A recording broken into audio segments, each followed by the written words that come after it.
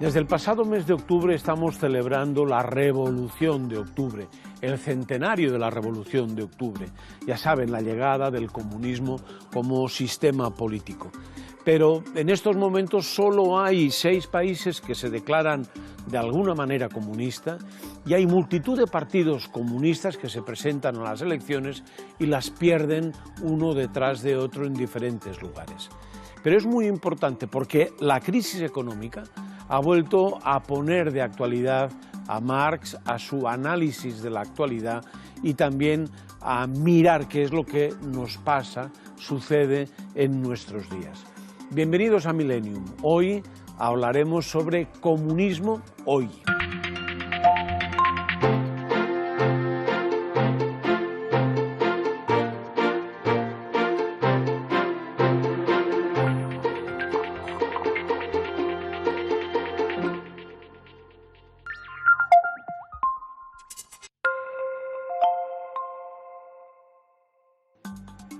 Es más que posible que los jóvenes de la generación millennial y sobre todo los de la generación Z, que son mucho más jóvenes, no sepan que hace unos cuantos años, no tantos, en este mundo nuestro había capitalistas y había comunistas. El director de cine francés, Costa Gavras, decía que contra el comunismo se vivía mejor, porque el comunismo limitaba los excesos del capitalismo, pero también es imposible olvidar el recuerdo del Gulag soviético que dejó cientos de miles de muertos, como escribía el disidente ruso Alexander Solzhenitsyn en sus memorias Archipiélago Gulag. El comunismo transformó la sociedad y los gobiernos de medio mundo y hoy sigue vivo en el corazón de muchas personas que creen que la humanidad tiene que mejorar. Hemos pensado que a la sombra de este centenario de la Revolución de Octubre podíamos hacer una cosa que ya teníamos ganas, y es que del mismo modo que la crisis económica desempolvó libros de Marx para hablar de esa crisis, nosotros a la sombra de ese centenario podíamos desempolvar el comunismo para hablar de lo que fue y de lo que es en estos momentos. 4 invitados que son sabios, que son expertos en el tema. Fernando Hernández Sánchez, bienvenido, doctor en Historia Contemporánea. Sus líneas de investigación tratan sobre el movimiento comunista en la España del siglo XX y las tendencias en la enseñanza de la historia del presente. Su último libro publicado, del que es coautor y editor, es exactamente este, 1917, la Revolución Rusa, 100 años después. Está editado por ACAL y aquí lo tienen ustedes por si les interesa. Gracias, insisto, por aceptar nuestra invitación. Pregunta a bocajarro. Si la República hubiese ganado la guerra a Franco, ¿habríamos tenido una España comunista? En pocas palabras, no. Es muy probable que hubiese ocurrido algo similar a lo que ocurrió con el resto de las democracias que fueron sometidas al acoso del fascismo e incluso a ocupación, como en el caso de la República Francesa o de buena parte de la Europa occidental ocupada por el Tercer Reich. Pero yo creo que esa visión acerca de que Stalin primero estaba interesado en la implantación de una república socialista o bolchevizada en el extremo suroccidental de Europa es una afirmación que ya no se sostiene hoy a la luz de los archivos diplomáticos incluso. Stalin lo que estaba interesado durante los años 30 era en la formación de un sistema de seguridad colectivo que impidiese a los alemanes, al expansionismo nazi, volcarse exclusivamente contra un frente oriental, para lo cual era absolutamente indispensable contar con la República Francesa y con el Reino Unido, con el gobierno británico. Y, lógicamente, para estos dos gobiernos, para los dos sistemas de gobierno que había en ambos países, era absolutamente inconcebible el sostener un apoyo a una república bolchevizada. Por lo tanto, no existió tal, incluso más, durante la propia Guerra Civil hubo algunas pulsiones internas por avanzar más allá de la defensa de la República hacia un sistema socialista, que se frenaron incluso por parte de la propia Internacional Comunista. Y después de la guerra yo creo que somos también un poco prisioneros de aquella magna obra de Barnet Boloten, que habló acerca del enmascaramiento de la posible bolchevización de una España republicana triunfante, que hubiese sido imposible por una sencilla razón. Es decir, aparte de que es un anacronismo hablar de democracias populares antes de que éstas tuviesen lugar a partir de 1947, para que una democracia popular, en el sentido de un sistema hegemonizado por un partido comunista que excluyese al resto de la oposición, se mantuviese en el poder, era absolutamente indispensable, como se demostró en Polonia en el 56, en Hungría en el 56 y en Checoslovaquia en el 68, que existiese un ejército soviético, un ejército rojo sobre el terreno, cosa que en España no se daba. Es decir, por lo tanto, es muy probable que una república triunfante hubiese tenido luego posteriormente una participación por ocupación en la Segunda Guerra Mundial, y seguramente después de la liberación correspondiente al resto de la Europa occidental se hubiese integrado en ese mundo occidental que quedó dibujado precisamente por Stalin y por Churchill primero y por el resto de las potencias después en Yalta y en Potsdam. Muchas gracias. Luego seguiremos debatiendo sobre el Partido Comunista Español. Voy a presentar ahora a Alejandra Matallanas. Es miembro de la Dirección Federal del Partido Comunista de España, secretaria de Mujer y Acción Feminista del Partido Comunista de Asturias, donde empezó a militar en el año 2011. Es licenciada en Periodismo, en Comunicación por la Universidad Carlos III de Madrid. Perdone la pregunta, pero una persona tan joven hoy, tan joven y llamada hoy a ser comunista, no parece, o casi parece un oxímoron. Yo le diría a usted, ¿qué es ser comunista en pleno siglo XXI y qué es ser comunista siendo tan joven? Bueno, ante todo, gracias por la invitación. Yo no me considero una experta, yo soy una militante y además todavía muy joven, ¿no? Aprendiendo, ¿no? En un continuo aprendizaje. Pero creo que esa pregunta es muy interesante porque en realidad nos la hacen en la calle muchas veces, ¿no? Nuestros compañeros, nuestros amigos, compañeros de trabajo, etc. Creo que realmente lo que tenemos que preguntarnos es si vivimos en un sistema justo, si vivimos en un sistema en el que existen desigualdades, en el que existe esclavitud, si vivimos en un sistema en el que todavía hay lucha de clases. Y la respuesta es sí, sí, por supuesto. Entonces el sistema de pensamiento marxista, las ideas comunistas son necesarias hoy, probablemente más vigentes y más necesarias que nunca. Y yo creo que en ese sentido es el sentido en el que tenemos que defender nuestras posiciones ahora aquí en pleno siglo XXI. La necesidad de presentar una alternativa real a este sistema capitalista depredador en su fase neoliberal, con un capital financiero que arrasa allá por donde pasa, con un imperialismo comandado por Estados Unidos que provoca guerras, que expolia países, que genera bloqueos económicos y guerras económicas en aquellos sistemas y en aquellos países que no pasan por sus ideas, que no pasan por su sistema, y realmente en un mundo donde todavía el patriarcado, claro que sí, como otro pilar fundamental, indispensable y que camina a la vez que el capitalismo, sigue generando una desigualdad real y una violencia sobre la mitad de la población, que son las mujeres. ¿El comunismo tiene problemas de marketing? Yo creo que reducir realmente al final la política al marketing, ese es realmente el problema, ¿no? Yo creo que si con pedagogía, con capacidad de explicar las cosas, con tiempo y sobre todo con acción política, con hechos y no solo con palabras, es la manera de explicar realmente nuestras ideas. Gracias por estar con nosotros y presentaremos ahora a don Antonio Saceda Toribio, que fue miembro de la dirección del Partido Comunista de España del 2002 al 2009, un partido con el que empezó a implicarse a los 14 años a través de la Unión de Juventudes Comunistas de España. En el 2015 se dio de baja del partido cuando Izquierda Unida de Madrid se desfederó.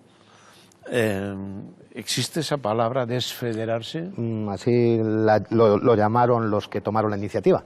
Sí, Izquierda Unida de Madrid era una federación más de Izquierda Unida y fue desfederada por la dirección. Sí.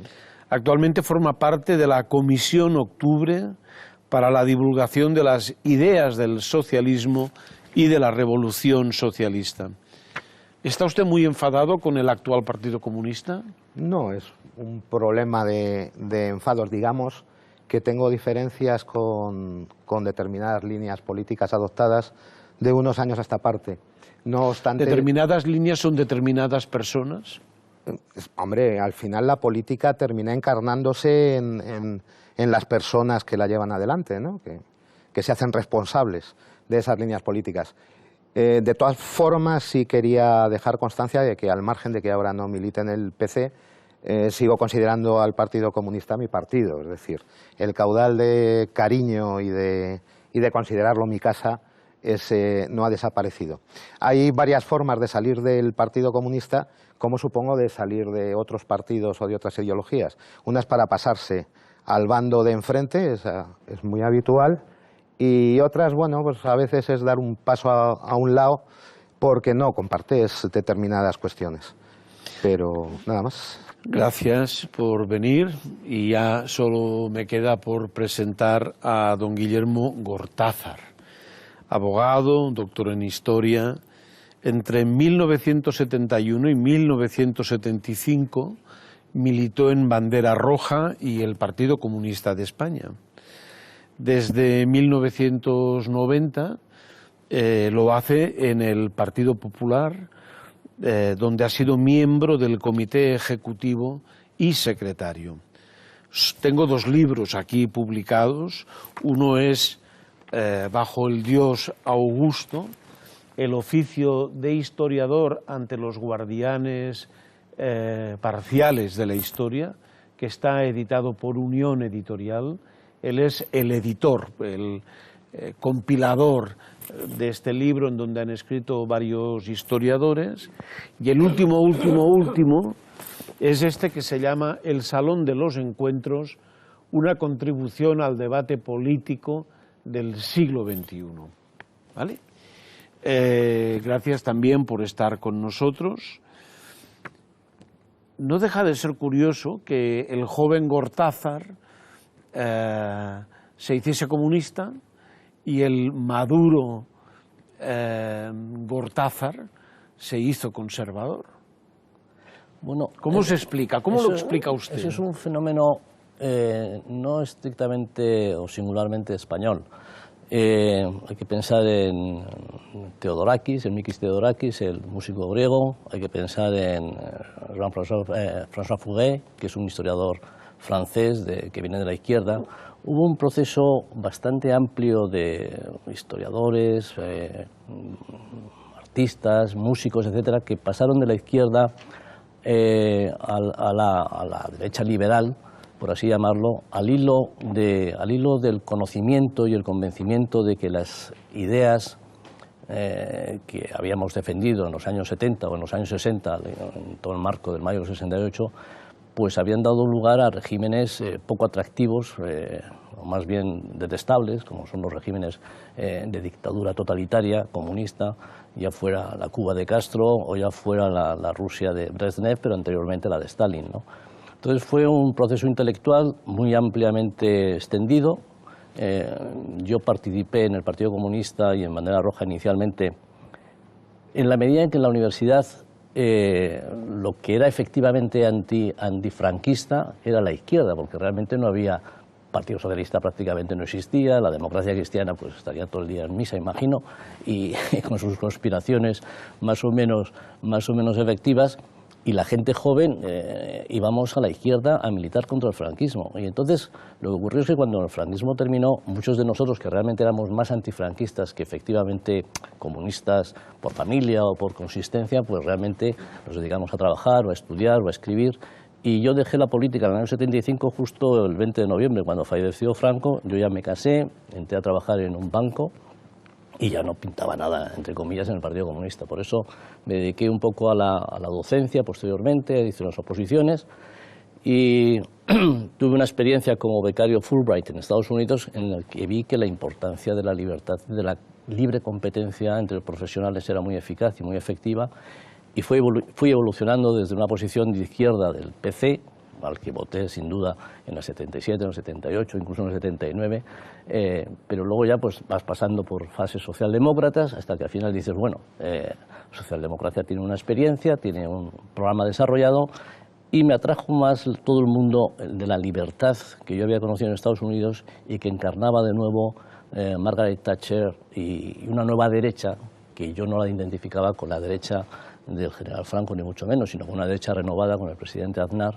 que pensé que tenía y que incorporaba en España todos los programas neoconservadores y neoliberales que honradamente y además con una gran dedicación pensé que eran positivos para nuestro país, que era una alternativa a la socialdemocracia que yo la veía un poco agotada, ¿no? Y eso es un poco la evolución, que es una evolución de 15 años, tampoco es que de pronto pasara del PC al Partido Popular, habría sido una cosa muy extraña. E insisto que es un fenómeno bastante extendido en toda Europa. En su libro del Salón de los Encuentros dice que hay un regreso del autoritarismo populista en estos momentos. ¿Está usted de acuerdo con esa valoración que hago yo? Bueno, eso es un poco el objeto del debate, ¿no?, que vamos a desarrollar posteriormente, ¿no? Pero yo tuve en el año 92 el privilegio y el placer de tener un debate con Fukuyama, con Rebel, el profesor Rebel, y con Daniel Bell, que son tres primeras figuras de la filosofía política en la Universidad Complutense de Madrid. Y todos estábamos con la euforia de la caída del muro de Berlín y pensábamos que el totalitarismo era una ideología absolutamente periclitada, era el fin de la historia de Fukuyama, que estaba ahí mismo.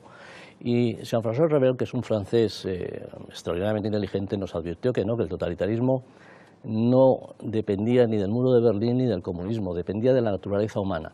La naturaleza humana es muy propensa, desde Platón, en los filósofos, a buscar sistemas políticos que resuelvan todos los problemas, teóricamente. Luego, en la práctica, generan nuevos o incluso más graves, ¿no? Pero que eso estaba en la naturaleza humana y que algunas formas de totalitarismo o neototalitarismo eran muy previsibles que aparecieran. Yo he escrito recientemente un artículo sobre esto y considero que el populismo chavista, por ejemplo, o el separatismo golpista son formas de neototalitarismo que están amenazando la convivencia y la libertad de los españoles. Yo creo que con todo lo que han dicho nuestros invitados tendríamos la posibilidad no de hacer un programa, sino 13, que es más o menos lo que duran por trimestres los programas de televisión. Una de las preguntas que teníamos, pero la haremos enseguida, después de ver nuestro primer reportaje, tiene algo que ver ya con lo que ha dicho Guillermo Gortázar y también los otros invitados. Vamos al reportaje y estamos aquí inmediatamente. El ideal comunista cautivó durante décadas a personas de todas partes del mundo. ¡Patria o muerte! ¡Venceremos! El profesor Jesús de Andrés es autor de varios libros sobre este tema. El comunismo, en su estructura, tiene mucho parecido a las religiones. Es decir, tiene una base social, un pueblo elegido, el proletariado, tiene unos ideales que son defendibles pues, prácticamente por todos, la igualdad, la justicia, la lucha por un mundo mejor. El término comunismo tuvo diversas acepciones, siempre conectadas con la búsqueda de un mundo más justo. Esa promesa de una sociedad mejor, eso está ahí, es un anhelo de la humanidad y eso sigue teniendo vigor. Ahora bien, su aplicación práctica, su aplicación en sistemas políticos que han defendido esos valores y que han intentado articular esos mensajes ha sido un fracaso histórico, ¿no? Esa es la crudeza del comunismo como propuesta política. Hoy, la gran mayoría rechaza y critica duramente el sistema comunista por la violencia y el coste social que comportó. El comunismo tiene un pasado bastante negativo en su aplicación práctica, tiene una historia de represión, de gulag, de campos de concentración, de represión de falta de derechos y libertades en aquellos países donde se instituyó y eso pues, ha hecho que haya una leyenda negra que tiene pozos de realidad sobre el comunismo, ¿no?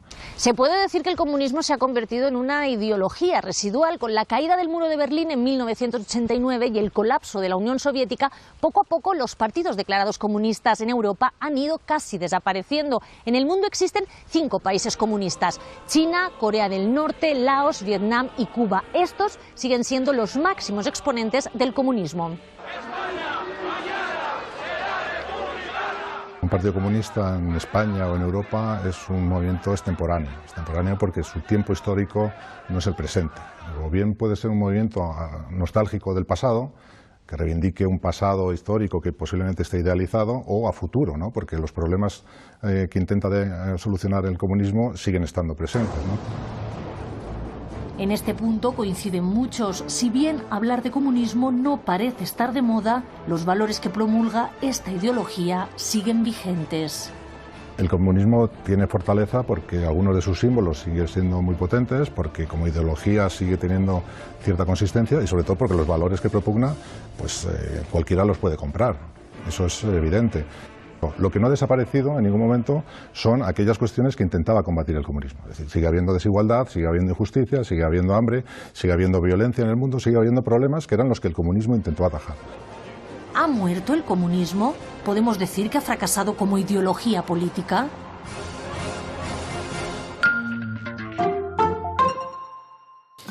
Dos preguntas sobre la mesa. ¿Ha muerto el comunismo?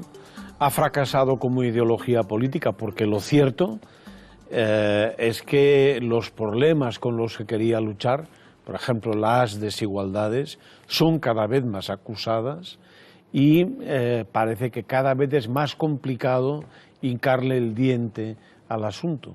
¿Por dónde empezamos? Yo tengo una respuesta rápida a eso y os doy paso a la primera pregunta. ¿Ha fracasado el comunismo? En absoluto fracasó, porque como ideología tuvo un éxito en el siglo XX espectacular. Es decir, todo el siglo XX está impregnado de la revolución del año 17 rusa y afecta a China, a Cuba, a Sudamérica, a Europa. O sea, como fracaso nada. Como futuro, yo creo que es más discutible. Lo que ahora hay son nuevas formas de tipo populista, de tipo neototalitario, que están tomando esa posición con gran fuerza en el electorado. Pero realmente fracaso como ideología dominante en el siglo XX, en absoluto, no fracasó. Ahora, como futuro, yo creo que adopta otras formas porque ese espíritu de resolver los problemas sobre la base de un sistema político que elimine las contradicciones está vigente en el ser humano. Sí, yo creo que lo primero haría un matiz, ¿no?, de carácter semántico. Yo no hablaría tanto del comunismo como de los comunismos, porque evidentemente no hubo una sola versión unívoca, ¿no? Yo a veces pienso que, y lo he expuesto públicamente, ¿no?, cuando se analizan sistemas políticos de larga duración, por ejemplo en el caso de España cuando se analizó el franquismo, ¿no?, ciertas teorías, ciertos análisis, por ejemplo el de Juan José Linz, que hizo una matización incluso casi entomológica, ¿no?, muy precisa acerca de las fases evolutivas de la dictadura, del sistema, digamos, totalitario inicial a un sistema autoritario posterior, etcétera. Yo creo que en el caso del comunismo como expresión estatal, es decir, y es fundamentalmente en este caso la Unión Soviética y lo que se llamó el bloque socialista, efectivamente como experiencia histórica ya no existen, es decir, por lo tanto se produjo ese fracaso, ¿no? Pero junto a esa expresión estatal del comunismo, de la que habría que también, o cabría hacer matices, ¿no? En el documental, por ejemplo, aparecen casos como el de China o el de Corea del Norte, que probablemente no resistirían un análisis marxista serio en cuanto a su caracterización como sistemas comunistas tal cual. En el caso, una sociedad que casi se podría equiparar, un sistema casi como de despotismo asiático dirigido por partido único, pero de capitalismo prácticamente salvaje, y en el otro caso, pues una monarquía hereditaria que se da de patadas o se contradice con la naturaleza del análisis marxista, ¿no? Pero junto a ese comunismo estatal, hay que recordar también que en aquellos países donde no hubo acceso de los comunistas al poder, o al menos no se prolongó después de la Segunda Guerra Mundial, después de 1947, cuando los comunistas franceses e italianos fueron expulsados de sus respectivos gobiernos, ¿no? Lo que sí que produjo la presencia de los comunistas, de partidos comunistas fuertes, de sindicatos hegemonizados por sus partidos comunistas, la CGT en Francia, la CGIL en Italia, fue una contribución decisiva a algo que justamente cuando desaparecerá en los años 90 el bloque socialista y cuando esas expresiones políticas occidentales, el PCI en Italia o el Partido Comunista francés, empiezan a perder fuerza, se va a poner en cuestión, que es el estado del bienestar. El estado del bienestar, el sistema de pensiones, la asistencia a los parados, la negociación colectiva, los comités de empresa y su capacidad negociadora, son logros que los partidos comunistas en Europa Occidental y sus sindicatos logran arrancar en los años iniciales a la posguerra mundial y que han contribuido a configurar las sociedades occidentales con su redistribución de renta y su solidaridad interna, tal como la hemos conocido, al menos hasta los años 90. Ya, evidentemente, hoy está en un práctico proceso de desguace que cabría analizar más tarde, ¿no? Y que también hay que tener en cuenta una cosa, probablemente. Los partidos comunistas occidentales, y me refiero de nuevo a aquellos que actuaron en la legalidad, no al español, que pasó la mayor parte del tiempo sumergido en la clandestinidad, contribuyeron también a generar tejido social, un tejido social que mantuvo ciertamente sólidas esas sociedades occidentales. Por ejemplo, quiero recordar siempre la definición o la descripción que una intelectual italiana, que luego fue disidente del Partido Comunista Italiano, Rossana Rossanda, daba acerca de su experiencia militante. Decía, cuando acudías a una célula del Mezzogiorno italiano, ¿no?, de la zona más subdesarrollada de Italia, y en ella encontrabas a gente que eran campesinos, albañiles, ingenieros, profesores, etcétera, te encontrabas con que cualquiera de ellos, por el mero hecho de su militancia, tenía una concepción global del mundo en el que vivía, que la sensación de pertenencia a una fuerza que marchaba en sentido de la historia dotaba de un sentido también a su vida, y que por lo tanto eso constituía una forma de consenso social muy importante, que cuando esas estructuras se disolvieron han quedado desorganizadas, ¿no? Y en cualquier caso decía, y algo con lo que conectaba con lo que ha dicho otro interviniente antes, ¿no? Dice, por eso decía Ignacio Silone que un partido comunista nos abandona como un club de golf, porque evidentemente las implicaciones que supone la pertenencia a ese mundo pues son mucho más intensas, incluso desde el punto de vista emotivo, ¿no? Sí, bueno, yo voy a ser muy, muy breve, ¿no? Yo creo que lo ha explicado bastante bien, aunque ha hecho un análisis más bien histórico. Creo que el propio profesor en el vídeo entra en una contradicción, ¿no? Habla de anacronismo y que no es el tiempo actual para el comunismo, pero luego dice que tanto los problemas contra los que lucha el comunismo siguen presentes y que los valores siguen vigentes. Entonces, al final, si realmente el sistema de pensamiento, si la ideología comunista sigue siendo vigente, entonces sigue siendo útil para la sociedad. Por lo tanto, yo creo que, claro, por supuesto que tiene futuro. Relacionar esto con lo que han sido los procesos históricos previos es un poco hacerse trampas, porque en realidad yo creo que ningún proceso histórico, ni ninguna experiencia ya vivida en la historia puede ser de alguna manera exportable a lo que va a ser el futuro, ¿no? El futuro estará por construir. Veremos cómo hay que hacerlo, ¿no? Veremos con qué tipo de, pues con qué sujeto político, en base a qué ideas, en base a qué fuerzas, a qué correlación de fuerzas, etcétera. Yo, después de ver este vídeo de Guerra Fría, casi, el que hemos tenido la ocasión de disfrutar, estoy más optimista.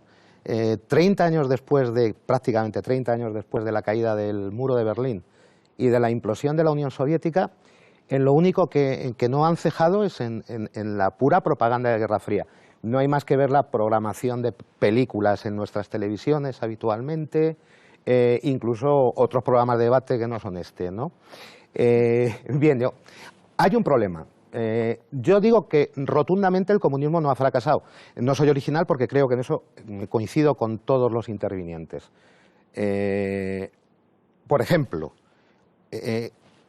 Asia y África eran imperios coloniales de países europeos hace apenas 50 años.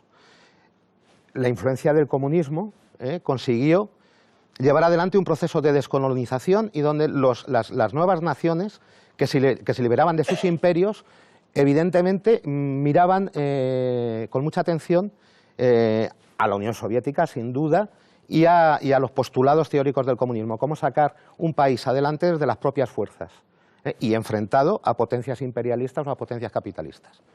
El asunto que toma cada vez más protagonismo, evidentemente, es la mujer.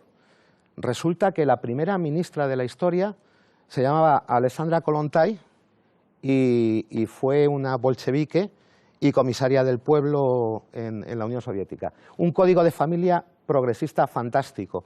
El primer país donde, inmediatamente después de la Revolución, se aprobó el aborto gratuito y llevado adelante por las autoridades sanitarias, es decir, en fin, la colección de avances de dar soluciones a problemas que venían del mundo capitalista. Por ejemplo, un país como la Unión Soviética, que era un país agrícola, con un 80% de población agrícola, consigue llegar al espacio en el lapso de apenas 40 años, con una terrible guerra civil fomentada desde el exterior, con 14 potencias inmediatamente después de la Revolución Soviética interviniendo en territorio soviético, y con la Segunda Guerra Mundial, que les costó la friolera de 27 millones de muertos. Nos preguntamos si ha fracasado el comunismo después de la derrota del nazifascismo, donde, hombre, cualquier persona seria y mínimamente informada sabe que la contribución soviética no es que fuera importante, es que fue determinante, esencial. 7 de cada 10 soldados de la Wehrmacht nazis que murieron en el campo de batalla lo hicieron en el frente del Este. En cambio, en Europa Occidental se habían paseado. A mí me gustaría... termino. Hablar de fracaso del comunismo es una temeridad. Lo que pasa es que hay un desfase entre nuestra esperanza de vida y los procesos históricos. Tenemos mucha prisa por ver cómo cambian las situaciones, cómo se dan la vuelta, pero me temo que nuestra esperanza de vida, con haber subido, con ser cada vez más larga, todavía es deficitaria con respecto a los procesos históricos. Un poco de paciencia.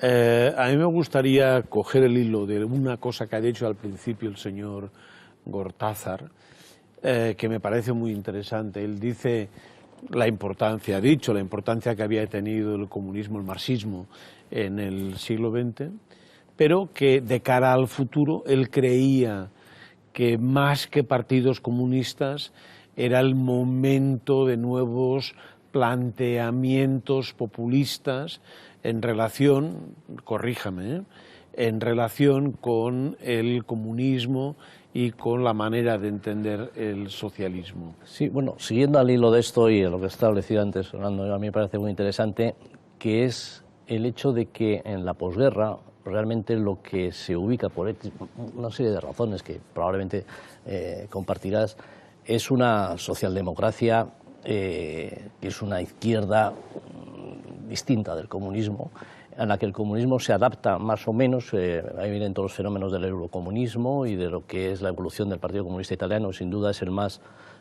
avanzado en cuanto a planteamientos de ese tipo, y lo que ocurre es que la socialdemocracia, bastante unida a planteamientos, si no democristianos y socialcristianos, van construyendo unas sociedades europeas de posguerra, con seguridad social, con atención con las situaciones de paro, educación, etcétera, y realmente yo tengo un poco la sensación, a la altura de los años 80 o 90, incluso al día de hoy, la idea que yo veo en la política europea, por supuesto África y Asia son mundos que requerirían un debate específico, ¿no? En el caso de Europa, el problema de la socialdemocracia y de la izquierda en general es que ha cumplido su programa. Es decir, tiene un programa de estado de bienestar que lleva años desarrollándose. Y ojo, que esto a lo mejor suscita algún debate, pero parte de ese programa socialdemócrata ya se comenzó en la época del general Franco, porque había unos elementos de pensiones de reparto, unos elementos de congelación de los alquileres, de muy bajos impuestos. En fin, realmente había una política socialdemócrata que se apoya en el socialcristianismo y que prácticamente ha desarrollado ese programa. ¿Eso dónde le deja al Partido Comunista o al comunismo como ideología en Europa? Pues le deja muy fuera de juego, salvo que se una al proyecto socialdemócrata, que por otro lado también está realizado. Con lo cual tenemos una situación política un poco confusa, donde no se sabe muy bien cuáles son las propuestas de la izquierda en general y de los comunistas en particular. En ese contexto de crisis de política y económica que hemos padecido desde el año 7 hasta el año 14 o 15, en el caso de España surgen unos movimientos legítimamente y muy claramente consolidados sobre la base de un enfado de una juventud que no encuentra futuro y no encuentra posibilidades, son los famosos indignados, que realmente suponen una base electoral que no miran tanto al PC como a los populistas que proponen soluciones globales y un poco alternativas al sistema vigente. Yo creo que es un poco el panorama en el que estamos en este momento sobre la base del triunfo efectivo del programa socialdemócrata y socialcristiano. Yo he de manifestar que soy adversario intelectual o teórico del concepto de populismo entendido como cajón desastre en el que cabe de todo, desde la extrema derecha de Marine Le Pen o los extremistas holandeses hasta el Movimiento 5 Estrellas o Podemos. Yo creo que hay que, digamos, categorizar, son expresiones completamente distintas. Afortunadamente para nosotros, creo que en nuestro país, la expresión política en la que ha cuajado el 15M es muy diferente al Frente Nacional Francés y muy diferente a los movimientos xenófobos del norte de Europa. Yo creo que es está mucho más integrada dentro de nuestro sistema de valores, más allá de que se la quiera expulsar fuera por criterios de carácter de oportunidad política, evidentemente. Vamos a ver un vídeo que tenemos sobre eso exactamente y a continuación les doy la palabra a ustedes para hablar del 15M y a dónde vamos. Vale. Hace 5 años, la Puerta del Sol estaba así. Todo empezó con una manifestación de la que surgió un movimiento de protesta, el 15M. Que la gente no está contenta con el actual sistema que hay. Las malas condiciones que tenemos los jóvenes de trabajo. Porque están gastando el dinero en cargos públicos, en amigos. Día y noche el descontento no paraba. Fueron meses de acampadas, concentraciones, asambleas.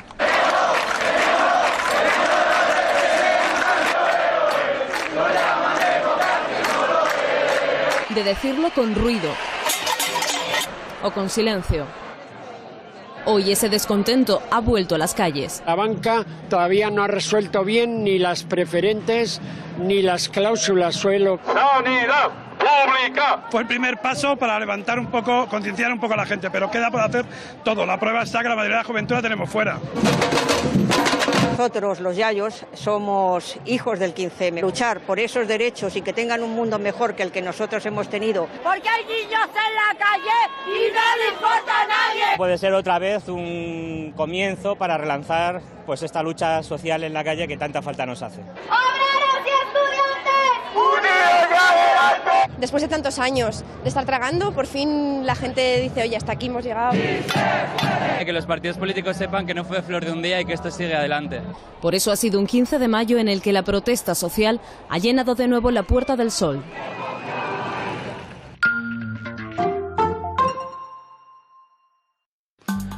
Tenían pedida la palabra. Yo quería responder a dos cuestiones las que se han planteado, estando bastante de acuerdo en general con lo que ha dicho el profesor Hernández. Primero, esa identificación de las ideologías liberales como no totalitarias que han hecho los teóricos de la revolución neoconservadora, como Fukuyama, el que ha citado el profesor Cortázar, habría que ponerla en cuestión. Yo quiero recordar aquí que el campo de experimento de pruebas de las tesis de los neoconservadores fue el Chile del golpe de Estado contra Allende, el Chile del general Pinochet, donde empezaron por asesinar al presidente democráticamente elegido, al presidente legítimo, y después continuaron durante los años de la dictadura aplicando las teorías económicas de la Escuela de Chicago. Punto número uno. Punto número dos. El estado del bienestar que cada día tenemos más recortado. Eso es fácil comprobarlo, acudiendo a la sanidad o a la escuela o a los servicios fundamentales y básicos que teóricamente proporciona el estado del bienestar. El estado del bienestar, el primer avance del estado del bienestar viene de la Unión Soviética, precisamente, con la jornada laboral, con la asistencia sanitaria universal, con la escuela pública gratuita universal y, en fin, los avances que luego hemos conocido en la posguerra europea, con el gran pacto social de la posguerra que hemos conocido en Europa Occidental. Pero en esto hemos ido detrás, y eso lo sabe perfectamente el profesor Hernández. Quiero decir, vuelvo a enlazar con la primera parte del debate. ¿Ha fracasado el comunismo? Bueno, depende de cómo lo mires. En todo caso, lo que sí es claro es que después de la derrota que significó, de la derrota política tremenda que significó la implosión de la Unión Soviética para los comunistas, se está desmontando a velocidad de crucero todas las conquistas sociales que configuraron el estado del bienestar en Europa, que nosotros hemos disfrutado menos que nuestros vecinos europeos, entre otras cosas porque la dictadura nos impidió acceder a las condiciones de bonomía económica del resto de Europa, de nuestros vecinos europeos, y hombre, señalar al general Franco como el iniciador de nuestro estado del bienestar yo creo que es un poco aventurado. Algún papel jugó la movilización obrera, particularmente a partir de los 60, en los 70 muy fuerte, con sindicatos influidos directamente por los comunistas, me estoy refiriendo a comisiones obreras, y yo creo que algún papel tuvieron en la implantación del estado del bienestar, aparte de la homologación para entrar en la Comunidad Europea, luego Unión Europea, que hubo que realizar en este país. Bueno, yo yéndome un poco a lo que salía en el vídeo, ¿no? Y el tema del 15M. Yo creo que primero tenemos que partir que el 2011 fue antes de ayer. O sea, hablábamos un poco sobre el análisis de los procesos históricos. Todavía tiene que pasar más tiempo, seguramente, para poder analizar bien lo que supuso el 15M y todo lo que vino después. Lo que está claro es que aquello fue una respuesta a una desafección política real de las instituciones políticas, y luego también una respuesta desde el punto de vista de la juventud, donde estábamos viendo y que realmente no había un futuro, o sea, que estábamos viendo que no teníamos un futuro, que la situación era realmente complicada y por primera vez nuestras generaciones iban a vivir realmente, y es así, y se dice muchas veces, pero es cierto, porque lo estamos viviendo peor que nuestros padres, incluso algunos peor que nuestros abuelos. En ese sentido, pues en la época del 15M, que los que veníamos, yo vivía en Madrid ese año, luego ya me fui para Asturias, y realmente muchos veníamos de la lucha estudiantil, de lo que había sido toda la lucha contra Bolonia. Ahí tomamos mucha conciencia también sobre la privatización de lo que es la educación, y para mí es un pilar fundamental. Lo que pasa es que al final, como el fenómeno se fue de las manos, porque realmente yo creo que allí nadie era consciente de lo que supuso a nivel social y sobre todo mediático, a nivel mediático, creo que el análisis no se ha hecho en profundidad sobre lo que aquello... O sea, sobre dónde estaban las causas, ¿no?, de nuestra desafección, de nuestra necesidad de salir y de revelarnos sobre lo que ahí pasaba. Creo que el análisis, evidentemente, contra lo que estaba pasando, todos los procesos de corrupción que poco a poco pues salían a la luz, ¿no? A veces que era cada día te despertabas con una nueva situación y eso generaba más cabreo, etcétera. Y eso totalmente unido al aumento del paro, al aumento de la situación de crisis realmente vital que vivía el país, pero al final el análisis se queda... Tenemos que tener cuidado con que el análisis no vaya realmente a las causas, ¿no? Muchas veces cuando se habla de corrupción no se habla, pues que al final la corrupción está íntimamente ligada al capitalismo, ¿no? A la oleada de privatizaciones que desde las instituciones públicas, desde los ayuntamientos hasta el Estado, han dedicado a privatizar los servicios públicos, y al final eso ha generado pues lo que hemos visto, ¿no? Un montón de casos de privatización y prevaricación. Pero por otro lado, como yo creo que la parte más positiva que ha dejado toda la lucha que viene desde 2011 hacia adelante es que realmente pues ha generado un caldo de cultivo que es el que hay que trabajar de cara al futuro, porque esto ya digo fue antes de ayer, que tiene que ver con la necesidad de generar un contrapoder social que sea paralelo realmente a lo que es el sistema, ¿no? El marco, el sistema constitucional, es decir, un contrapoder social pues desde los barrios, desde las luchas concretas, y también siendo capaces de unir esas luchas concretas. Sí, a mí me parece que el 15M es una fecha, y todo el movimiento que generó, que yo he de decir que comparto en un 70 o un 80% las cosas que allí se decían y que motivaron aquello, ¿no? Porque había un descontento con el régimen político en su conjunto. Pues la pregunta que nos tenemos que hacer es ¿por qué no capitalizó el Partido Comunista y el Partido Socialista un descontento? Porque se les veía como responsables del descontento. Izquierda Unida había estado en los consejos de Bankia, formaba parte de todas las subvenciones, el PSOE había gobernado 12 años seguidos, luego otros 8. Realmente la protesta era contra lo mal que funcionaba el sistema político en su conjunto, y eso no lo capitalizaba Izquierda Unida, el Partido Comunista ni el Partido Socialista, porque formaban parte del descontento. La prueba está en que quien capitalizó ese movimiento de disgusto, que insisto, yo comparto porque creo que hay unos enormes problemas en el sistema político español que explico en mi libro El Salón de los Encuentros, lo capitalizó Podemos y Ciudadanos, que son los dos partidos emergentes que no se les atribuye la responsabilidad de lo mal que ha ido el proceso político. Y entonces, a partir del año 11, digamos que la dinámica política española se debate entre los establecidos y los nuevos, y desaparece un poco el eje izquierda y derecha, o se difumina un poco el eje izquierda y derecha. Las diferencias de los diferentes miembros, entre los diferentes miembros de podemos interpretarlas por razones ideológicas, por razones populistas o simplemente por razones de poder. Hombre, yo creo que, muy rápidamente, yo creo que en el caso de Podemos lo que hay es una tendencia de revivir con otro nombre el Partido Comunista, y que tienen un origen comunista y que creo que no están de acuerdo. Yo creo que es un poco una posición, y luego hay otra posición que es más transversal, que a mí me parece más inteligente, que es una posición, bueno, a lo mejor me ríen a mí mis compañeros de debate, ¿no? Pero yo desde fuera lo que veo es una posición un poco que ha vuelto a la rigidez del comunismo, el señor Iglesias, por ejemplo, y sin embargo hay otras posiciones que miran mucho más a las doctrinas populistas, que son más transversales y no tan ideologizadas en una posición de izquierda, ¿no? No sé, vamos, en mi opinión, no, que estoy dispuesto a debatir y a cambiarla si me convencéis. Yo soy muy crítico con el 15M. Cuando empecé a ver que abrían telediarios durante días y días y días, algo me sonaba mal, algo me olía mal, algo no entendía. Porque precisamente los medios de comunicación, como decía el señor Correa, el anterior presidente del Ecuador, la libertad de prensa es la del dueño de la imprenta, generalmente.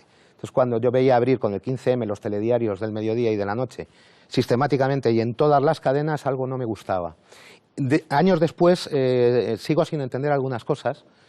Por ejemplo, una de las consecuencias del 15M es que el Partido Popular ha ganado 3 elecciones generales seguidas, con desgaste, obviamente, atendiendo a que es un partido acusado de corrupción como tal partido, es decir, como tal entidad jurídica, y con más de 900 militantes de cierto nivel y en algunos casos muy altos cargos del PP están imputados por corrupción, ¿no? Pero el hecho es que ha ganado 3 elecciones generales seguidas, después del 15M. Ha habido gente que ha querido aprovechar el 15M, es el caso de Podemos, evidentemente se autoproclamaron expresión política de lo que en principio era un movimiento social de contestación, y además decían que espontáneo. Y la evolución de Podemos, respondiendo a tu pregunta, yo creo que para la izquierda no es buena idea desplazar el eje izquierda-derecha al arriba y abajo. Creo que no es buena idea pretender ser un partido atrápalo-todo, pero eso sí, ha habido un repliegue de lo que era una fuerza nueva, teóricamente abierta y muy plural, o una forma partido muy leninista. Eso fue Vista Alegre 2, y hasta con sus víctimas políticas, ¿no? Que, bueno, me estoy refiriendo evidentemente al caso de Rejón. Yo siento tener que decir que soy un rancio marxista y que, en fin, el cajón desastre populista, las referencias a Laclau y a otros teóricos, todos los pos en general, el posmodernismo, el postestructuralismo y el posmarxismo, creo que están teniendo consecuencias muy negativas para la reconstrucción de la izquierda después de la derrota de la Unión Soviética.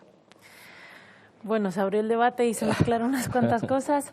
Yo entiendo un poco lo que comenta Antonio, de lo que hablaba al principio, ¿no? Cuando habla del 15M, de lo difícil que es hacer todavía el análisis pausado de lo que ha supuesto. Probablemente una de las líneas de análisis y de crítica pueda ser la que él abre.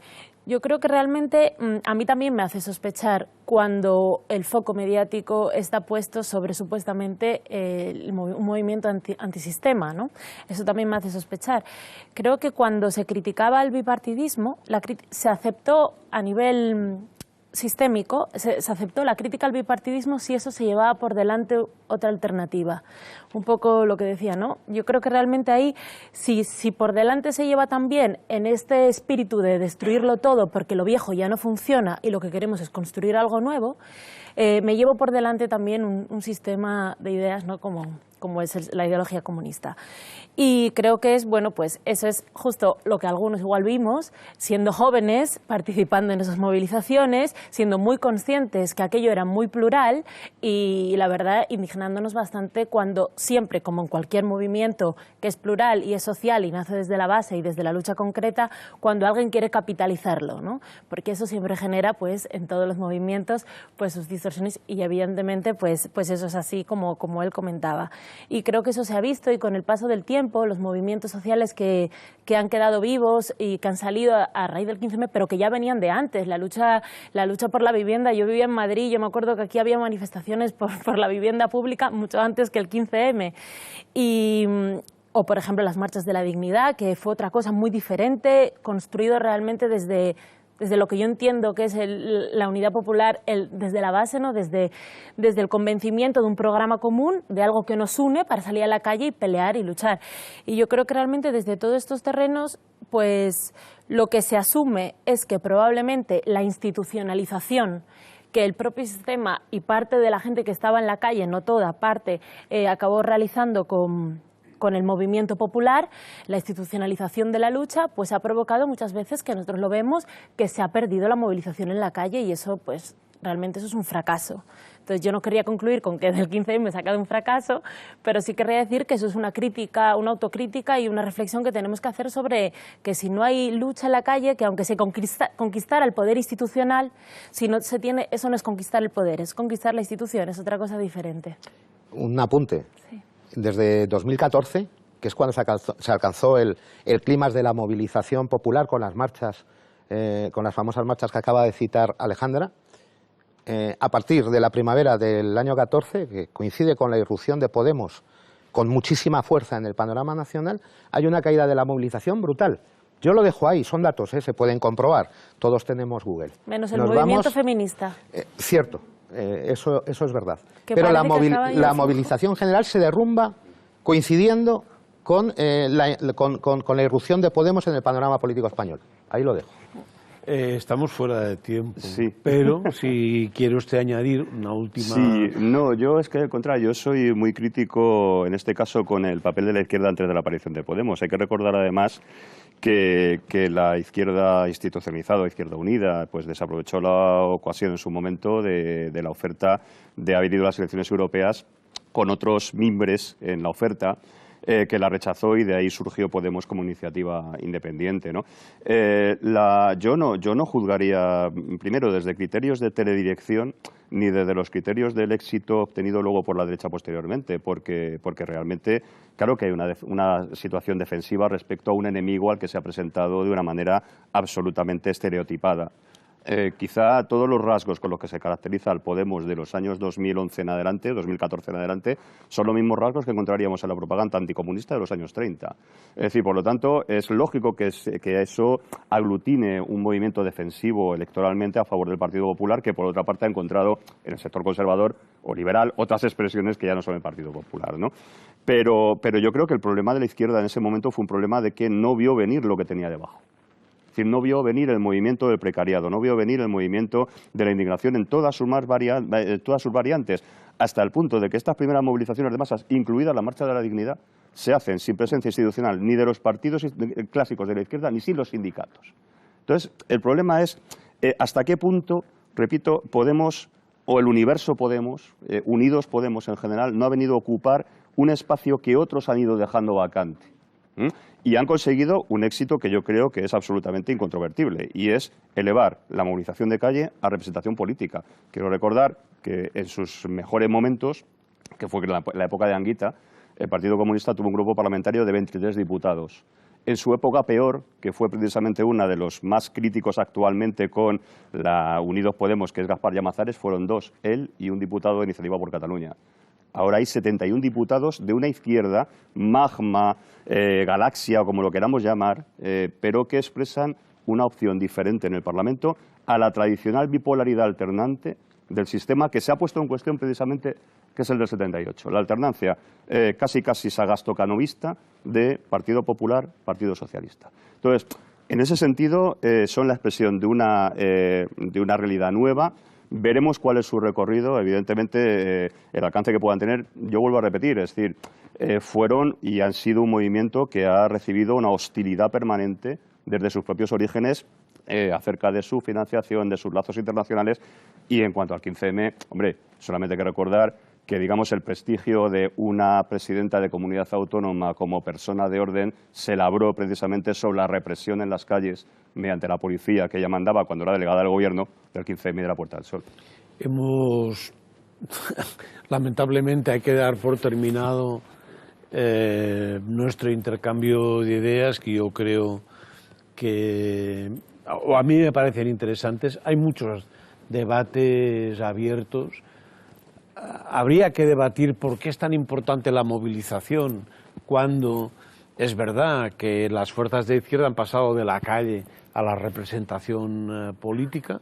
Desde mi punto de vista eso es importante, pero también hay cosas que preguntarse, y yo me pregunto cómo es posible que cuando llegan las elecciones muchos de los obreros y de las personas afectadas por todos los problemas de desigualdades sociales no votan a la izquierda, sino que muchas veces votan directamente a la derecha o a los partidos de centro. Pero como no tenemos tiempo... Pero eso lo responde muy bien Gramsci, con su cuestión de la hegemonía, obviamente. Es decir, el sentido común de cada época es el sentido común de la clase dominante. Bien. Lo dejamos ahí para otra ocasión. Gracias a los cuatro por estar, gracias también a los espectadores por seguirnos, gracias por sus aportaciones y espero que en un futuro no muy lejano podamos retomar este debate para seguir hablando de la izquierda y también del papel que juega en nuestro país. Habría que hacerlo también sobre la derecha, porque a ellos prácticamente no les analizamos y siguen... Convendría. Bueno, pues nada más, gracias y hasta la próxima semana.